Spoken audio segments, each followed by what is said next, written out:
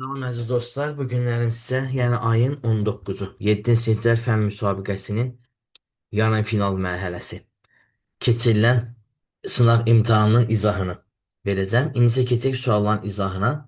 Birinci sual, çiliklə çoxaldılmış qaraqat bitkisinin kök sisteminin tərkibində mənşəyinə görə müəyyən edilə bilən köklər. Təbii ki, burada toxum olmadığına görə əsas kök olmayacaq. Gövdən birbaşa çıxan kök əlavə kökdür. Onu da üzərinə inkişaf edən kök isə yan kök olacaq. Ona görə doğru cavab buradan 1 və 2 cavabını verəcəyik.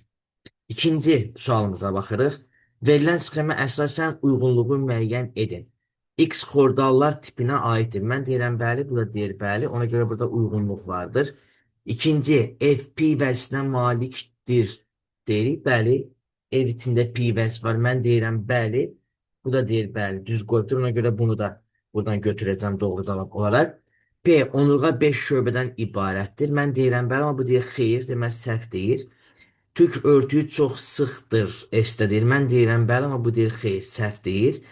T tük örtüyü olduğu üçün istiqanlıdır. Bu deyir bəli, amma quşda tük örtüyü yox, lələk örtüyü var. Bu da səhvdir. Ona görə doğru cavab 1 və 2 cavabı olacaqdır. Üçüncü sual, uyğunluğu müəyyən edin. Deməli, birinci baxdığımız zaman yürüyücü ayaq tipidir. Yürüyücü ayaq tipinə də burada misal olacaqdır milçək, yəni 1-ə C uyğun gəlir. İkinci üzən ayaq tipidir. Üzəl böcəyə götürür. 2-yə D olacaqdır. Üçüncüsü sıçrayıcı ayaq tipidir. Buna da B olacaq. Dördüncüsü qazcı ayaq tipidir. Buna da A olacaq. Ona görə 1C, 2D, 3B, 4A. Yəni cavabımız B variantı olmuş olur. Keçək dördüncü sualımıza. Əgər bir dişiciyi olan çiçəkdə yumurtalıq sayı yumurtacıq sayından az olarsa, onda bu çiçəkdən əmələ gələ bilər. Yumurtalıq sayı yumurtacıq sayından azdır. Deməli, burada çox toxumlu meyvə əmələ gələcək. Verilənlər içərisində toxumca, çəyirdək, dən meyvə. Bunlar bir toxumludur. Amma buynuz meyvə isə çox toxumlara aiddir. Ona görə doğru cavabımız D variantı olacaqdır. Beşinci sual, hansı hərf və ya hərflərlə işarə edilmiş üzgəclər balıqların suyun dibinə enərkən və ya səthinə qalxarkən müvazinəti saxlamaq üçün istifadə edirlər. Burada biz əsas cüt üzgəcləri götürürük. Cüt döş üzgəcləri və cüt qarın üzgəci. Ona görə cavab N-lə K-nı götürəcəyik. Yəni cavab D variantı olacaq. Altıncı sual, aşağıdakı şəkilə de hansı rəqəmlərlə konsumentlər verilmişdir? 1. Burada tırtıl konsumentdir. Ondan sonra 2. Dələ burada konsumentdir. 4. Göbələk göstərilib konsumentdir. 5. Burada bizə quş göstərilib konsumentdir. 1, 2, 4, 5. Amma 3 isə bitki göstərilib. O da redusentdir. Bunu verməyəcək. Yəni 1, 2, 4, 5. Yəni doğru cavabımız burada C variantı olmuş olacaqdır. Keçək indi 6-cı sualımıza. 6-cı sualda verilmiş qida şəbəkəsində neçə müxtəlif qida zənciri var deyir. Buradan çəkirik. Buradan gəldi bura. Bu 1. Sonra bura gedərkən bu 2. Buradan bura gedərkən bu 3. Buradan bura bir də bura getməsi 4. Eyni zamanda buradan ilana gəlib sonra ilandan da bayquşa getməsi 5. Dovşandan birbaşa aslana getməsi 6. Dovşandan birbaşa canavara getməsi 7. Ondan sonra canavardan 7 oldu. Sonra buradan gələcəkdir. Birbaşa buradan maraldan sonra deməli aslana getməsi 8. Maraldan sonra canavara getməsi 9. Amma dovşandan birbaşa bayquşa getməsi bu da 10 olaraq deyil. Yəni burada cəmi 10 dənə deməli nə vardır? Müxtəlif qida zənciri vardır.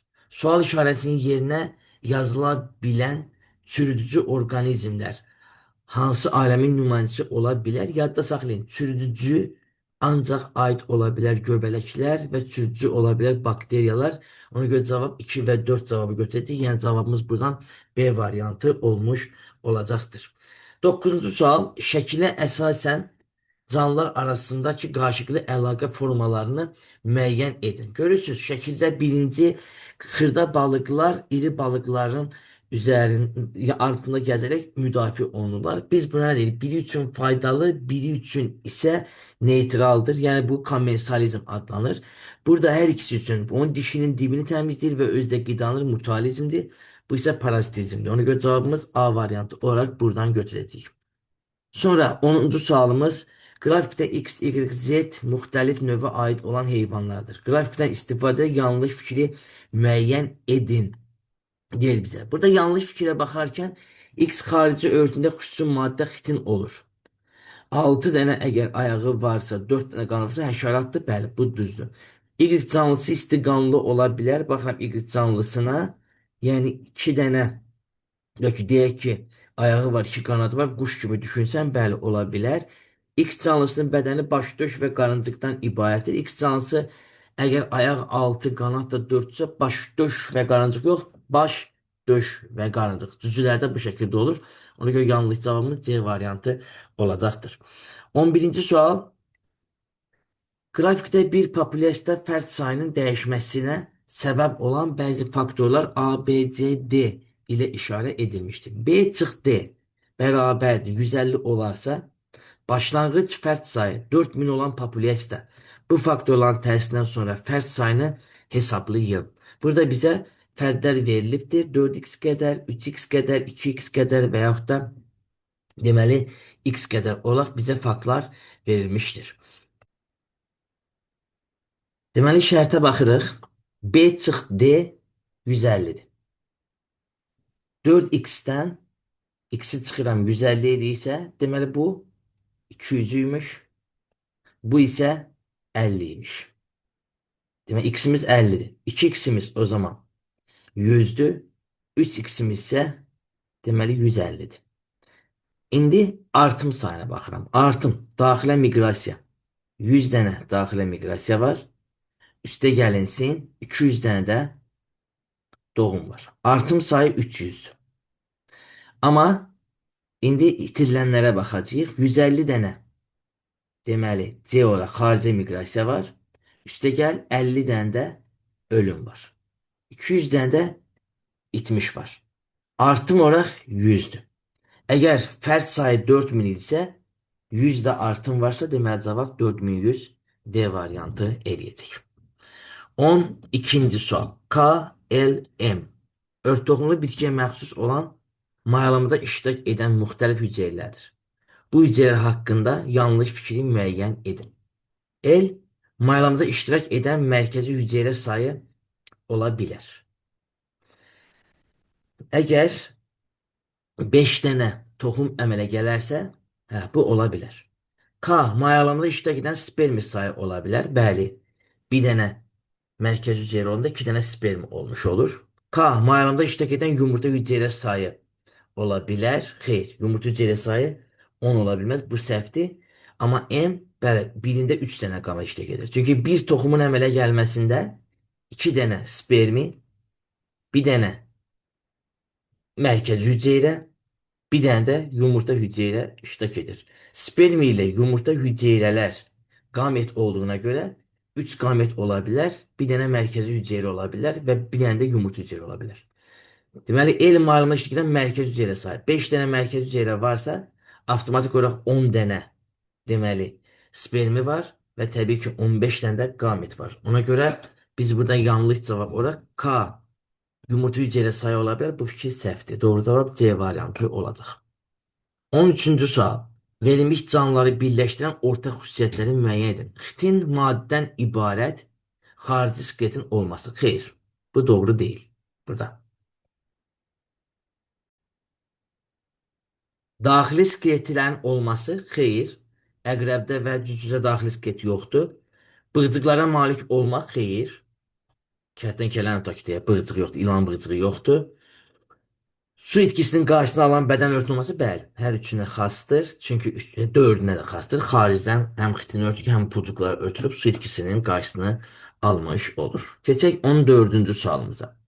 Qrafikdə təsvir edilmiş X və Y fərqli növlərinə aid eyni ekosistemdə yaşayan canlılardır. Qrafikdə bu canlıların fərd sayının dəyişməsinə istinad edərək hansı fikri söyləmək olar? X canlısı kəpənək, Y canlısı çiçekli bitki ola bilər. Burada ikisi üçün də faydalıdır. İkisinin də sayı artmalıydı. X canlısı at pıtırağı, Y canlısı qoyun ola bilər.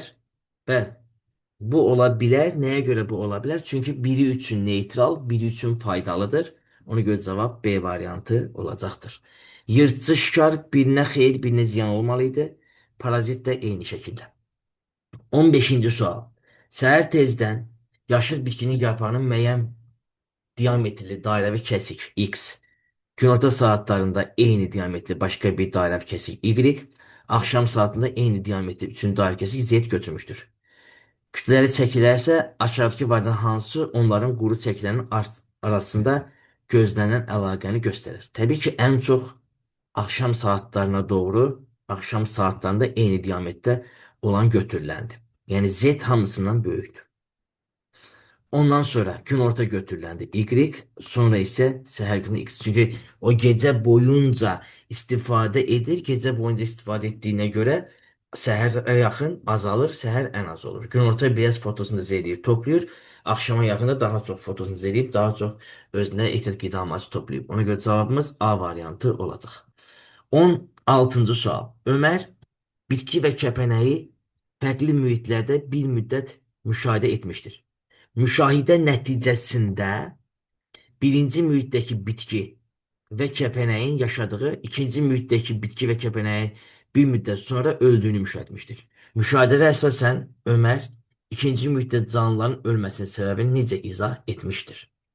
Birinci bitkinin fotosintez edə bilməsi üçün lazım olan işığın olmaması nəticəsində mühitdəki oksigenin tükənməsi. Bəli, bu doğrudur. Bitkinin fotosintez edə bilməməsi üçün. Çünki burada ikinci qrupuda fotosintez edə bilmir, qaranlıq olur. Ona görə də tənəffüs edə bilmir və ölür. Doğru cavab A variantı olacaqdır. Keçək 17-ci sualımıza. Qida əlaqələri göstərən zənciri qida zənciri adlandırılır. Verilmiş qida zənciri ilə əlaqədar aşağıdakı fikirdən hansı yanlışdır? Qida zəncirinin ilk hissəsində istehsalçı canlı yerləşir. Bəli, ot istehsalçıdır. Burada doğru fikirdir. Qurbağa sayının artması istehsalçıların sayının artmasına səbəb olar. Qurbağa sayı artarsa, çəyirtkənin sayı azalacaq və bitkinin də sayı artacaq o zaman. Bu da doğrudur. İlan sayının artması çəyirtkə sayının artması səbəb olar. Bəli, ilanın sayı artsa, qurbağanın sayı azalacaq. Deməli, çəyirtkənin sayı burada artacaqdır. Bu da düzdür. İlan sayının artması qurbağalara müsbət, çəyirtkə isə mənfi təsir edir. İlan sayının artması qurbağa yox. Qurbağaya mənfi, çəyirtkəyə müsbət təsirdir. Ona görə doğru cavab D variantı götürəcəyik. 18-ci sual. Hansının üzərində qametlər əmələ gəlir? Bilirsiniz, qametlər əmələ gəlir protalın üzərində. Burada protal bizə 3 ilə göstərilib. Ona görə cavab C variantı olacaqdır. 19. Şəkildə verilən proseslərə əsasən hansı fikir doğrudur? B bitkisində yan köklər əsas kökdən inkişaf edə bilər. B bitkisində yan köklər əsas kökdən. B-də əsas kök olmur. Çünki bu qeyri-cinsi yolda çoxaldır. Qeyri-cinsi yolda çoxaldığı üçün burada əsas kök olmazdı. Bu fikir səhvdir. İkinci fikrə baxırıq. B bitkisində ilə A bitkisinin genetik materialı fərqlidir. Bəli, A bitkisi ilə B bitkisinin genetik materialı fərqli ola bilməz. Nəyə görə? Çünki deyəcəksiniz ki, eyni hissədən, yəni bir hissəsindən vegetativ yola çoxalıb ona görə. C bitkisi A bitkisindən genetik cəhətdən fərqlənir. C bitkisi A bitkisindən genetik cəhətdən təbii ki, fərqlənəcək. Niyə görə fərqlənəcəkdir? Çünki C toxumla çoxalıbdır. Amma C və B bitkiləri genetik cəhətdən eynidir. Xeyr, bunlar genetik cəhətdən eyni olamaz. Çünki biri vegetativ, biri toxumla çoxaldığı genetik cəhətdən fərqlidir. Cavab D variantı olur. 20-ci suala baxaq. Verilən ifadədən hansı doğrudur? Mamırlarda cinsi nəsil reduksiyaya uğrayıb. Xeyr, cinsi nəsil yaxşı inkişaf edib. Qışkimlərdə cinsi nəsil qeyri-cinsi nəsil üzrə üstün təşkil edir. Xeyr, mamırlarda da bu. Qışlarda qeyri-cinsi üstünlük təşkil edir. Sporlu bitkilərin mayalanması üçün su vacibdir. Bəli, ali sporlu bitkilərdə mayalanma üçün su vacib olur. Bu doğru fikirdir. Mamırlarda qeyri-cinsi nəsil üçün təşkil xeyr, bu səhv fikirdir. Çəkli bikədə 2 qat mayalanmada 400 yerləşək edir. Bəli, bu da doğru fikirdir. Ona görə cavab 3 və 5, yəni D variantı olacaqdır. Keçək indi 21-ci sualımıza. Verilmiş sxem üzərində hərflərlə iş göstərmiş yerlərə uyğun gələn daha doğru anlayışları yerləşdirin. Buradan K, bundan buna nə keçə bilər? Qida keçə bilər və oksigen keçə bilər. Sonra L, bundan buna nə keçə bilər? Karbon qazını verə bilər və eyni zamanda deyəcəksiniz ki, su da verə bilər. M isə enerjidir. Ona görə də burada doğru cavab kimi biz götürəcəyik deməli B variantını. Qida və oksigen, karbon və su və enerji. B variantı olacaqdır. 22-ci sual. Şüşə qab altında siçan və siçana qida mənbəyi yerləşdirmişdir. Buna görə siçanın həyat dövründə maddə miqdarının zamanla dəyişməsinə aid qrafikdə hansılar doğrudur? Başlanğıc və sonra. Baxaq indi. Təbii ki, karbon dioksidin miqdarı artmalıdır. Bu doğru fikirdir. Çünki tənəffüs edəcək, ona görə karbon dioksidin miqdarı artacaq. Ondan sonra ikinci oksigenin miqdarı, bəli, oksigenin miqdarı getdikcə azalmalıdır. Çünki tənəffüs edəcək, oksigenin miqdarı azalacaqdır. Qida maddənin miqdarı da əvvəl çox olub, təbii ki, sonra qida maddənin miqdarı azalıb. Ona görə hər üç cavab doğrudur. Cavabımız buradan D variantı olacaq. Hansı canlının dərisi çılpaq və selikli vəzilərlə zəngindir? Burada biz qurbağanı götürürük. Cavab A variantı eləyir. 24-cü sual uyğunsuzluğu müəyyən edin. Bir tük örtünə aiddir, bu düzdür, itə aiddir. 2 istiqanlıdır, bəli, hər ikisi istiqanlıdır. 3 caynaqlara aiddir. Burada yanlışdır. Hər ikisinin caynağı var. Ona görə doğru cavab C variantını götürəcəyik. 25-ci sualımıza baxaq. Neçəsi mürəkkəbdir? Bu mürəkkəb yarpaqdır. Bu tək lələkvari mürəkkəb yarpaqdır. Bir də bu üçərdir. Demək, barmaqvari, tək lələkvari və üçər. Burada isə sadə yarpaqlar və dilimli yarpaqlar göstərilib. Ona görə cavabımız C variantı, mürəkkəb yarpaq olacaq. Yarım finala keçən bütün şagirdlərimizə uğurlar arzu edirəm.